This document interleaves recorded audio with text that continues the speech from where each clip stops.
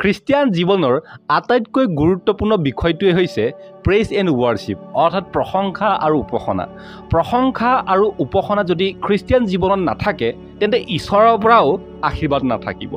এই প্ৰশংসা আৰু উপাসনাইহে এজন ব্যক্তিক নম্ৰ কৰি তোলে আৰু ঈশ্বৰৰ পৰা যিমানসমূহ বৰদান আহে এই প্ৰশংসা আৰু উপাসনাৰ যোগেদিয়েই আমি লাভ কৰিব পাৰোঁ।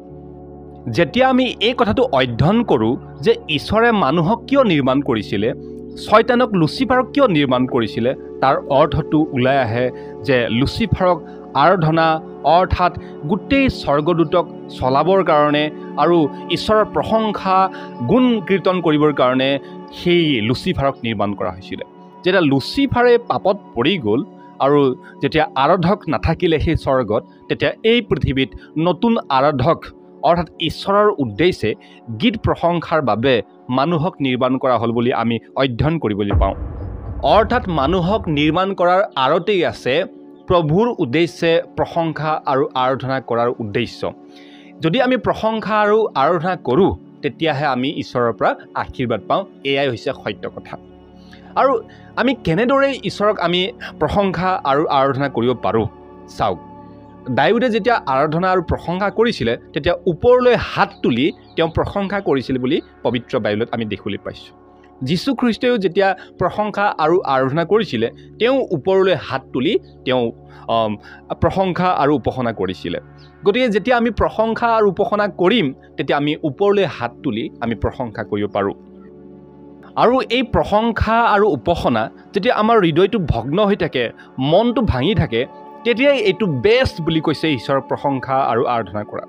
আমি গীতমালা 51 নম্বৰৰ 17 পদত আমি দেখিবলৈ পাইছোঁ যে হে ঈশ্বৰ, তুমি ভগ্ন চেতিয়া লোকৰ প্ৰাৰ্থনা শুনিবা আৰু তেওঁলোকৰ উত্তৰ তুমি দিবা বুলি কৈছে। অৰ্থাৎ যেতিয়া আমাৰ মন ভাঙি থাকে, ব্ৰকেন হাৰ্ট হৈ থাকে, তেতিয়া ঈশ্বৰে আমাৰ এই প্ৰশংসা আৰু উপাসনাটো বেষ্ট বুলি গণ্য কৰে আৰু তেওঁ আমাক আশীৰ্বাদ কৰে বুলি বাইবেলে উল্লেখ কৰিছে।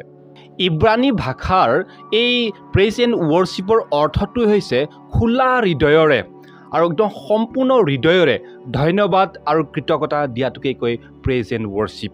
প্ৰশংসা আৰু উপাসনাই আমাৰ জীৱনত কি আনে বুলি ক'লে আমি ক'ব পাৰোঁ বহুত ডাঙৰ ডাঙৰ সফলতা এই প্ৰশংসা আৰু উপাসনাই আনি দিব পাৰে।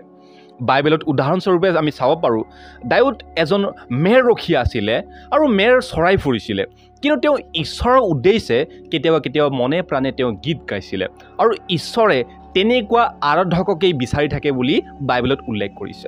বাইবেলে কৈছে যে তেওঁ সত্য সঁচা হৃদয়ৰে তেওঁ প্ৰশংসা কৰা লোকক তেওঁ বিচাৰে বুলি কৈছে আৰু তেওঁ বিচাৰি তেনেকুৱা লোকক ৰজাৰ আসনত বহাই দিয়ে বুলি আমি বাইবেলত দেখিবলৈ পাইছোঁ।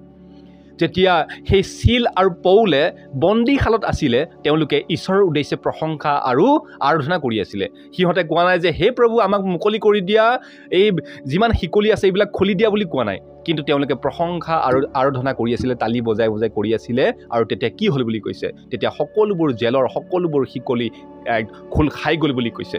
ঠিক তেনেদৰে যেতিয়া আমি প্ৰশংসা আৰু উপাসনা কৰিম আমাৰ জীৱনত থকা সকলোবোৰ শয়তানৰ ফান পৰীক্ষা আৰু সকলোবোৰ শিকলিবোৰ ছিঙি চুৰমাৰ হৈ যাব, নাইকিয়া হৈ যাব।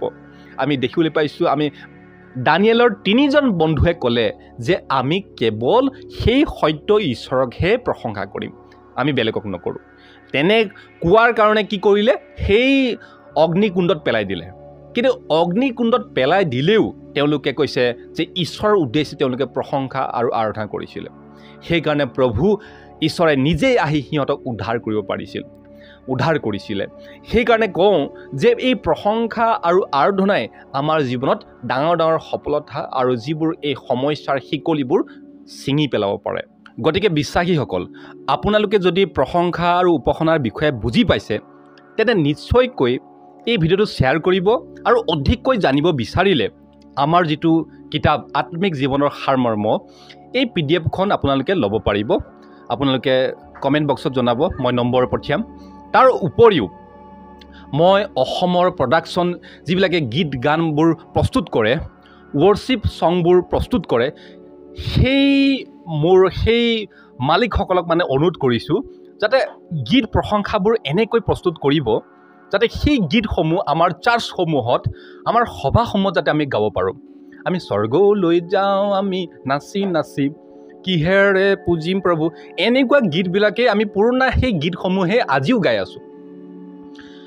গতিকে অনুৰোধ কৰিছোঁ এইবিলাক অসমীয়া চিনেমা জগতৰ গায়ক গায়িকাবিলাকক ইউজ কৰি কি গীত গোৱাই আছে সেইবোৰতো আমি গাবই নোৱাৰোঁ। সেইবোৰৰ দ্বাৰাই অকল প্ৰভু যীশুখ্ৰীষ্টৰ প্ৰচাৰহে হৈ আছে। আমি আৰাধনা, আমি সেই গীতসমূহক আমাৰ চাৰ্চত আমি ইউজ কৰিব পৰা নাই। গতিকে আমি আদিবাসী গীত, হিন্দী গীত, ইংলিছ গীত আমি গাই থাকিবলগীয়া হৈছে। বড়োবিলাকৰতো নকওঁ, আমাৰ বড়োবিলাকৰতো বহুত গীত বাৰু এভেইলেবল আছে। সকলোবোৰ গীত আমি ৱৰ্শ্বিপত আমি ইউজ কৰিব পাৰোঁ আমাৰ বড়োসকলৰ কাৰণে। কিন্তু অসমীয়াৰ কাৰণে আমি একদম মানে ভাবিবলগীয়া হৈছে কিটো গান গাম, কোনটো গান গাম। ৱৰ্শ্বিপৰ কাৰণে নাই, এইবিলাক গান গোৱাই দিছে অসমীয়া চিনেমা জগতৰ, এইবিলাক গায়ক গায়িকাৰ দ্বাৰা গোৱাই দিছে, সেইবিলাক গানটো আমি গাবই নোৱাৰোঁ। গতিকে অলপমান চিৰিয়াছলি ল'ব এই কথাটো, আৰু এনেকুৱা গায়ক আৰু গায়িকাসকলক বিচাৰক যাতে তেওঁলোকৰ দ্বাৰা আমি ইউজ কৰিব পাৰোঁ। যেনেদৰে প্ৰভাত চাংগা আছে, বিনোদ তায়ে আছে, আৰু বহুত আছে। সিহঁতৰ যোগেদি গানসমূহ গোৱালে কি হ'ব, সিহঁতে হৃদয়ৰ পৰা গাব, আৰু ঈশ্বৰক জনা লোকে যেতিয়া ঈশ্বৰৰ উদ্দেশ্যে গীতটো গাব, সেইটো সঁচাই আমি গাব পৰা হ'ব। কিন্তু ঈশ্বৰক নাজানি তেওঁৰ দ্বাৰা যদি আমি গীত গোৱাই থাকোঁ আৰু সেইবোৰ গীত আমি গাব পাৰিম নেকি? সেইবোৰ গীত আমি গাব নোৱাৰোঁ। গতিকে যিবিলাকে ঈশ্বৰক বিচাৰে আৰু ঈশ্বৰৰ উদ্দেশ্যে গীত গান লিখে, তেওঁলোকৰ যোগেদিহে আমি গীতবোৰ গোৱাব লাগে। তেতিয়াহে আমি চাৰ্চতো আমি সেই গীতসমূহ ইউজ কৰিব পাৰিম। গতিকে বহুত ধন্যবাদ। এই ভিডিঅ'টো ভাল লাগিলে সকলোৱে শ্বেয়াৰ কৰিব। ধন্যবাদ। ঈশ্বৰৰ আশীৰ্বাদ কৰিম। Praise the lord. Hallelujah. Amen.